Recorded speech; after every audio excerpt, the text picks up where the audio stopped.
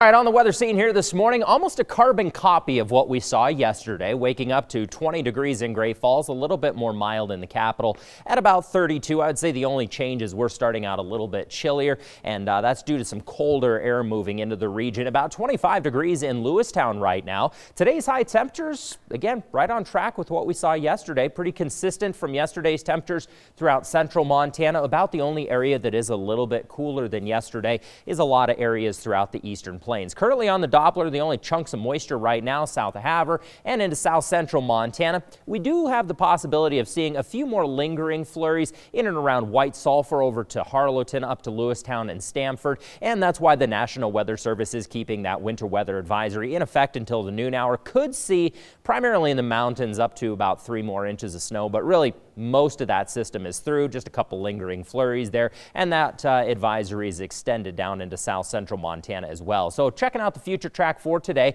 that first little batch of moisture is going to continue to track out to the east, and very similar to yesterday, scattered isolated showers and flurries. Most areas won't see anything. These flurries are very, very isolated, very, very scattered, but yet again kind of pushing through the region, all due to that area of low pressure off of the coast that's still pulling a little bit of moisture across the region. Those flurries kind of taking us into the evening. I am keeping my eye, though, when I was looking at upper level soundings and whatnot bright and early this morning.